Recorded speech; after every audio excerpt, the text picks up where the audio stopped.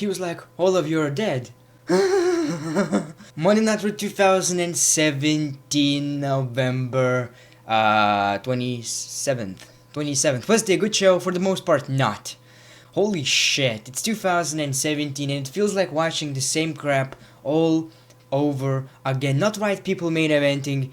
And holy shit, so many cringy moments. The only one thing I liked about the show, not the only one, but the only one that will be like, I'm gonna remember this. Okay.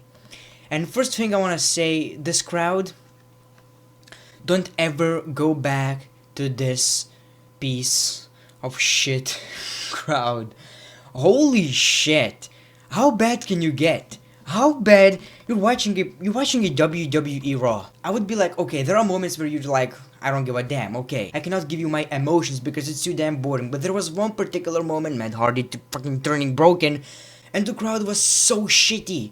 It felt like the last time they were watching WWE was like 2003. Anyway, this is the first episode of Raw and SmackDown reviews since the new era, revolution of the Great Ones channel, because we're freaking active. We're doing it every damn day. It's every day, bruh, cringe. All different type of content, 2-3 videos a day. Feels amazing, you seem to enjoy it, so that is a very positive thing. The show started with an intro for Braun Strowman and Kane's rivalry. Does that get you pumped up? It didn't do anything for me. Oh god. So I turned this on and I was watching this. So I turned this on and the first thing I see, Braun Strowman versus Kane rivalry video package. And it's like, god, did you really people care about this shit? I really don't think so. I don't think it's a good way to start a damn show and hype it up. But then again, the show was so lacking. It was so lacking.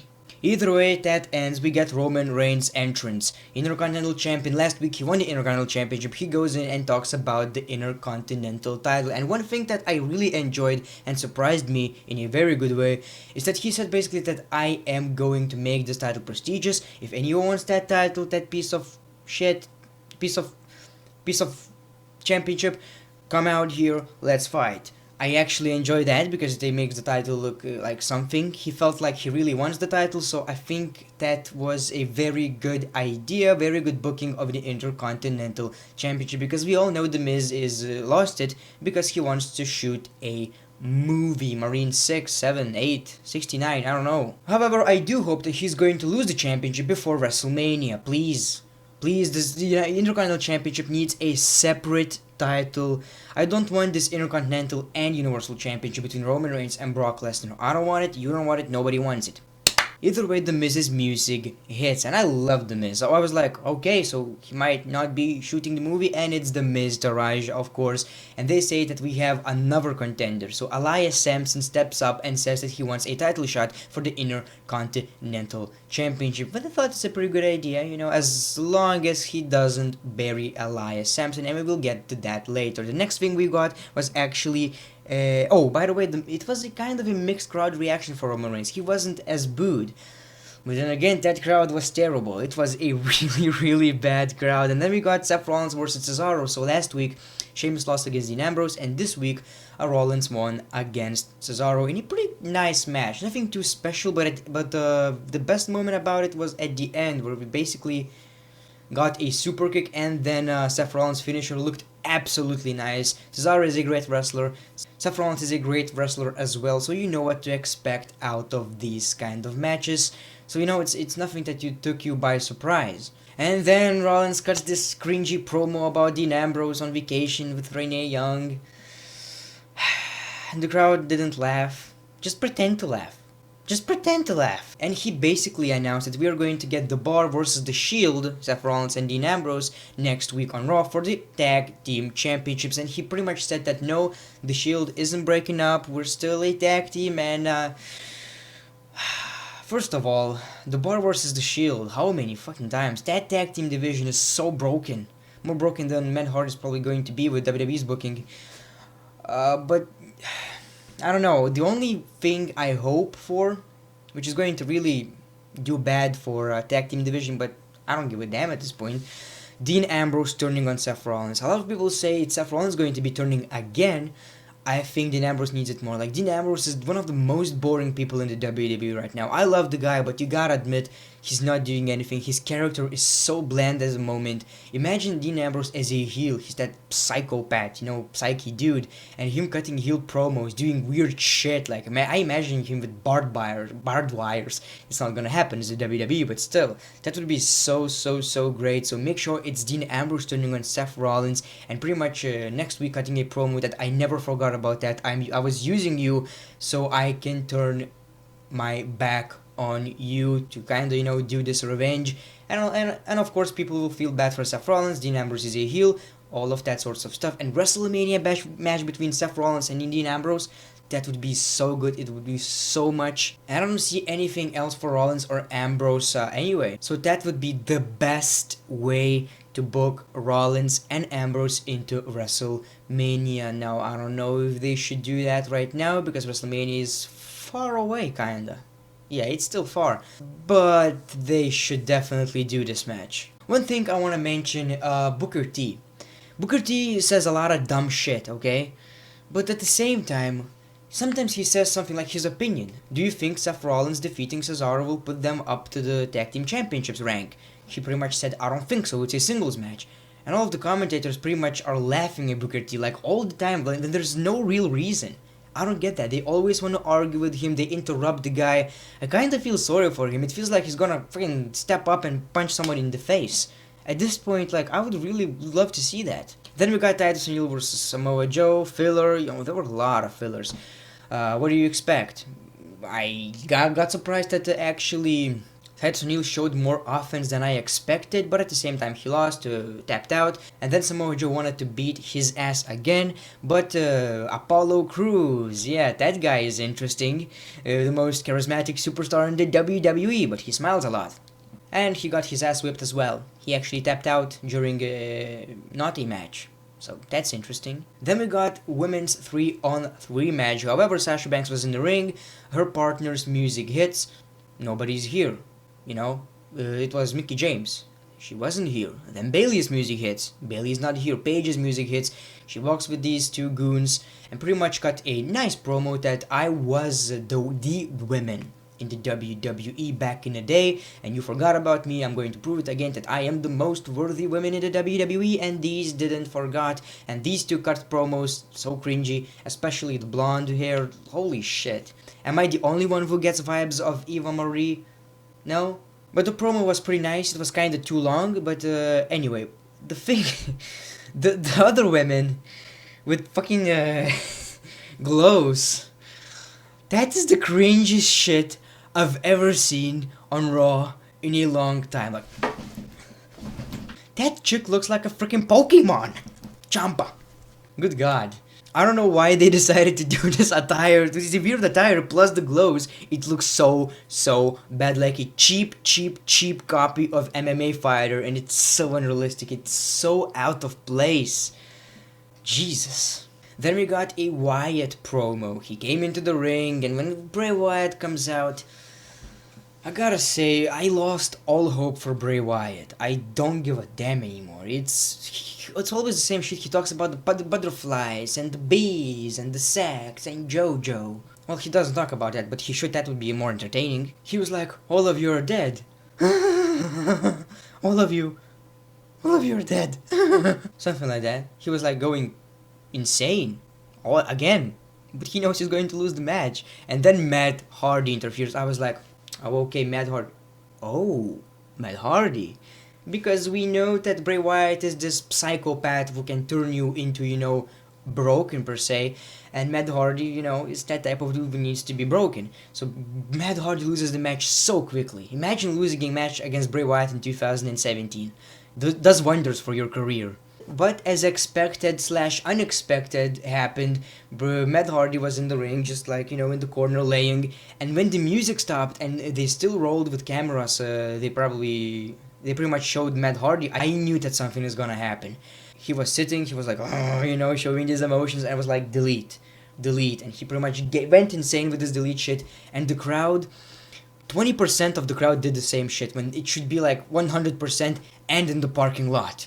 That was the worst crowd I've seen in a very long time, I gotta say this. But I was so happy that he turned broken. It just sucks that the crowd was so bad, and it kinda ruined the moment. But Matt Hardy is obsolete right now, which is the best thing ever. Now I want this rivalry to go further. I really cannot wait. Bray Wyatt versus Matt Hardy rivalry. Bray Wyatt, this is the first time I'm going to give a shit about Bray Wyatt right after all these losses. His promo's insane. Matt Hardy's insane broken promos. This is going to be so good. And then Jeff Hardy returns. He will be like, I want to change you, Matt. Or he's going to join him. This is interesting. I gotta say, the best part of the show, but it was kinda ruined by the stupid crowd. And then we got Jason Jordan and Kurt Angle promo. Jason Jordan is like claiming that I was injured, but I'm not. Daddy, I was injured. I'm not injured anymore. I wanna fight Kane. Fuck's sake, I cannot stand this guy. I cannot stand Jason Jordan. He's pushed down your throats more than Roman. Roman has at least something. He's, he has the look. He's, I'm Roman Reigns. Jason Jordan is created character you choose, and you don't edit him. You just put custom fucking attire that is in the game. Daddy, I wanna fight Kane. I cannot stand him. I seriously, this character is so bland. He should be an American Alpha. Dude. And he pretty much got a match against Kane. Cruiserweight division, Fatal 4, I don't give a shit. It's a good match, what else to say? I don't care about Cruiserweight division at all. But Rich Swann won the match, and that's all I'm going to say about this match, because I really don't care. We got Samson versus Reigns in a surprisingly decent match. What I liked about it the most is that Samson looked really strong. He did some stiff kicks into Roman Reigns, so I'm really happy about that. But at the end of the day, of course, Roman Reigns wins and retains the Intercontinental Championship, but I need to mention that before that we got a concert, a very long concert by Samson, and that was a good way to bring some heat. And Curtis Axel and what's the other guy, Bo Dallas, were playing with this, It was cringy, and it went so long I thought at any moment Roman Reigns is going to interfere, but he didn't. He only interfered when the concert was over. And the playing by Axel and Dallas is obviously edited with okay, it was so cheesy. I cannot explain it. It was so cheesy, but either way, Roman Reigns win this match, just like I've said, in a pretty decent match. Elias Samson doesn't look weak at all. He kinda even looks stronger to me because, facing Roman Reigns and doing a lot of offense makes you stronger than just defeating Matt Hardy in a squash match. Matt Hardy was a jobber, hopefully he will change. And then we got Asuka versus Dana Brooke. Match starts, bam, submission lock, taps out, wins in a few seconds. And then we got this group of Paige interfering again with these, I'm a Pokemon! And they interfered and pretty much sent a message to Asuka, and they're probably going to get their asses whipped pretty soon. And the end of the night, Jason Jordan versus Kane. Pretty much the whole match, if you wanna call it. Kane attacked his leg, and I believe it ended in a disqualification, and then Finn Balor's music hits. And the weirdest thing, Finn Balor comes out, in this kind of city, even Balor is not that over, so, But it was really weird, his music hits, and commercial break. The amount of commercial breaks in this goddamn show,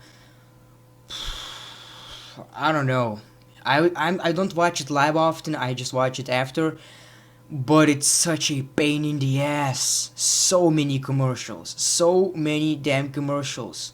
It was such a bad time to do that as well, I don't get it. But anyway, commercial break, then we got Finn Balor vs Kane officially announced during the commercial break, and we get the match. Pretty much ends in a disqualification by Kane hitting him with a steel chair over and over again. And the crowd is so stupid they chanted, "One more time."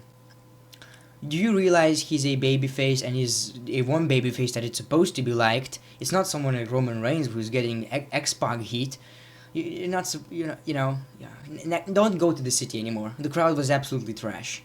No disrespect to anyone who live right here, I'm just saying that the people that went here were so bored. And then Kane put, Finn Balor's head between the chair and pretty much wanted to jump from the second rope. However, Braun Strowman music hits, Braun Strowman interferes, beats the shit out of Kane with a steel chair, puts it right here, bam.